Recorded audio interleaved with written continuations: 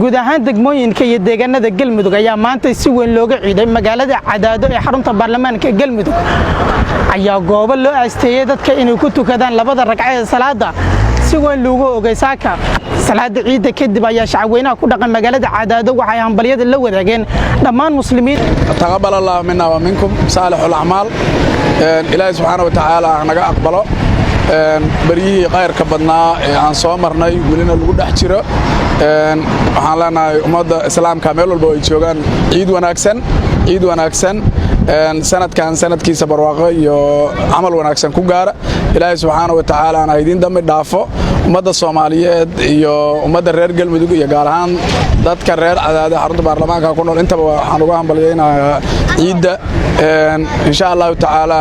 dadkana waxaan leeyahay cibaadada hal badiyo ummadda masaakiinta la jideeyay in markaan oo kale laga farxiyana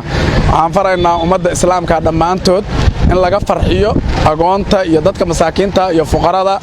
in wax loo sadaqeeyo in jawaabka iyo gacmaha la furo magacaygu waa Cabdiraxmaan Maxamed Xasan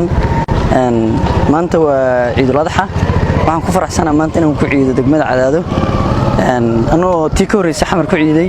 ciidan waxay iga duwan tahay maadaama aan ehelkaygii iyo qaraabadaydii iyo deegaankaygii aan maanta ku ciidayo farxad weyn bay ii tahay dareenkayguna aad baan ugu faraxsanahay maadaama ay tahay yawmal farax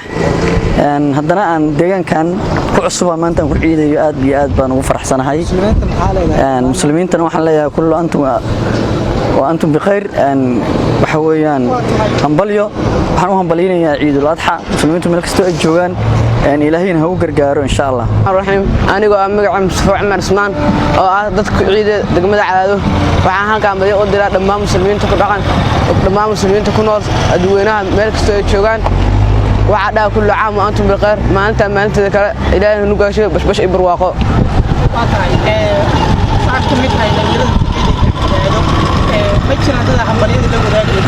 waa jiraan waxa la wadaaga aabay hooyaday iyo dhammaan muslimiinta raacadaado iyo dhammaan muslimiinta ku nool adduunyada meel kasta kadib gudoomiyaha degmada Cadaado Cabdullaahi Cabdiraxmaan Xuseen Tootole oo isna goobta hadallo kooban ka jeediyay ayaa dhammaan muslimiinta waxa uu dhankiisa hambalyo ugu diray waxaana shacabka reer Cadaado ugu baaqay inay ka shaqeeyaan nabadgelyada waxaan leenahay ummadda muslimiinta dhammaan waxaan leenahay hal is saamaxo maalmaha noocan oo kala dadka muslimiinta inay is saamaxaan ayaa laga maarmaan ah waxaan leenahay dhammaan meel kasta oo joogtiin ummadda muslimiinta kullu caam wa antum bikhayr dadka reer Cadaado waxaan faraynaa marka koobaad dardaaranka Ilaahay in laga cabsado oo dadku waa dad muslimiin Ilaahay laga cabsado marka labaad in la is saamaxo marka saddexaad in dadka masaakiinta ah loo kaalmeeyo oo dadku kullama bini'aadanku ay isku kaalmeeyaan oo dadka masaakiinta loo kaalmeeyo de raxmadda Ilaahay waa soo degtaa taasna waan faraynaa waxaan kaloo faraynaa sidoo kale haddaad aragtiin meel lagu tukanayo oo ciidi ka jirto oo nabadi ka jirto waa meel amni ka jiro in ummaddu ay isku xirnaadaan oo amniga laga shaqeeyo oo cid kasta deegaankan iyo dadkii dalka dhib ku hayda laga wada shaqeeyo oo qof kasta uu u guntado in deegaanka amnigiisu islaaxo oo dadku sidaan si ka horreeyda loo shaqeeyo sidoo kale waxaan amraynaa ciidamada maanta kale hay'ad gaadiidka in wadooyinka laga joojiyo ilmaha iyo dumarka iyo carruurta iyo ayaa iskale maanta kale dadku aad ay u tiro badan yihiin dhammaan dadku waa ciideen marka waxaan leenahay waa mahadsantihiin ciid wanaagsan kullu caam wa antum bikhayr Ibn Abdi Ciise TV-ga Shabeelle magaalada Cadaado